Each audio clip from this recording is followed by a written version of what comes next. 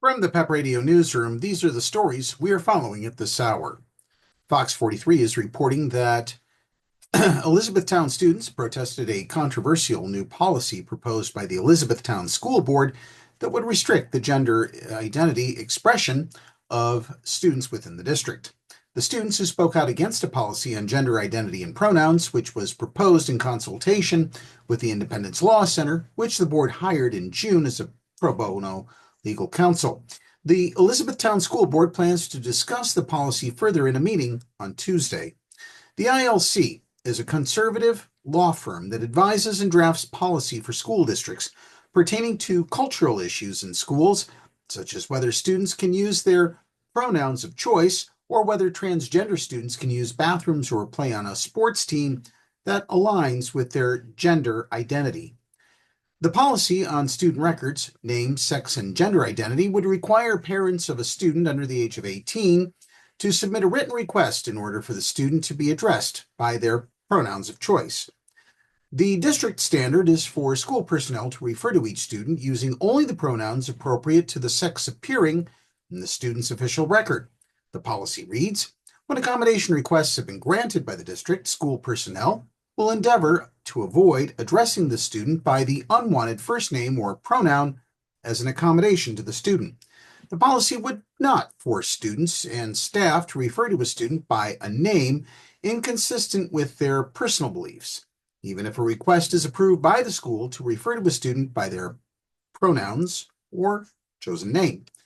The students who protested outside the middle school before the school board meeting on Tuesday say the pronoun policy would put LGBTQ students at risk of retaliation. I know personally from being bullied for not being straight, said Elizabethtown High School senior Rory Chikai. It destroyed me. If it becomes not just the students doing it, but also the teachers and the administration having a part in it, it will destroy children and it will cause depression. Athletic teams or sports designated for females, women, or girls shall not be open to students of the male sex, and athletic teams or sports designated designated as males, men, or boys shall not be open to students of the female sex, the policy reads. The ILC believes the policies promote fairness for all students in the district. No, they don't. They certainly don't. That is bullshit, and nobody should believe that. Girls deserve fairness and safety in athletic competitions that acknowledge biological differences between the two sexes, and the policy empowers parents to be involved with decisions about their children. If it did, they wouldn't be pulling lawyers into making these decisions for them. ILC Chief Counsel Randall Wenger said in a statement to Fox 43, these policies establish clear, consistent standards that protect everyone's rights while fostering an environment of respect, transparency, and open communication between schools and families. Yeah, that's true, except for transgender students. So bullshit, Fox 43, and bullshit, ILC Chief Wenger. In other idiocy news from Walmart, Walmart's sweeping rollback of its diversity policies is the strongest indication yet of a profound shift taking hold at U.S. companies that are reevaluating the legal and political risks associated with bold programs to bolster historically underrepresented groups in business. Yeah, heaven forbid gay people or LGBTQ plus in general people should be recognized by businesses, especially since LGBTQ plus people are spending more in the U.S. economy than any other gamut of the U.S. population in existence. Go figure. The changes announced by the world's biggest retailer followed a string of legal victories by conservative groups that have filed an onslaught of lawsuits challenging corporate and federal programs aimed at elevating minority and women-owned businesses and employees. The risk associated with some of the programs crystallized with the election of former President Donald Ding Dong Trump, whose administration is certain to make dismantling diversity, equity, and inclusion programs a priority. Considering he's an idiot, that makes sense. Trump's incoming deputy chief of policy will be his former advisor, Stephen Miller. Oh, gee, there's a bozo waiting to happen, who leads a group of folks called America First Legal that has aggressively challenged corporate DEI policies. Dimwits. There has been a lot of reassessment of risk looking at the programs that could be deemed to constitute reverse discrimination. Bullshit, said Alan Schweyer, principal researcher with the Human Capital Center at the Conference Board. This is another domino to fall, and it is a rather large domino, he added.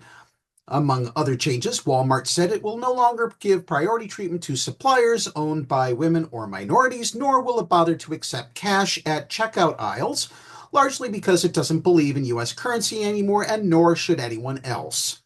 The company will not renew a 5-year commitment for a racial equity center set up in 2020 after the policy killing of George Floyd. Oh, policy? I meant police killing. Police killing. It's easy to confuse the two.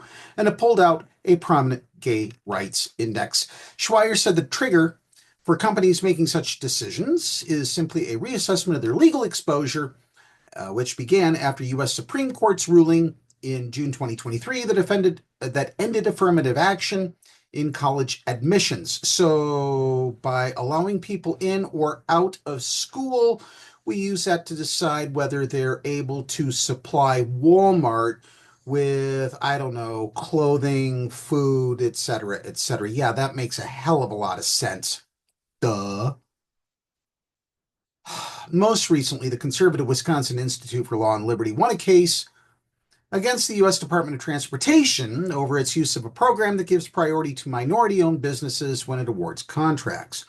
Companies are seeing a big legal risk in continuing with DEI efforts, said Dan Lennington, a deputy counsel at the Institute. His organization says it has identified more than 60 programs in the federal government it considers discriminatory. He said, I can think of one program within most businesses that are considered discriminatory, and that is actual discrimination.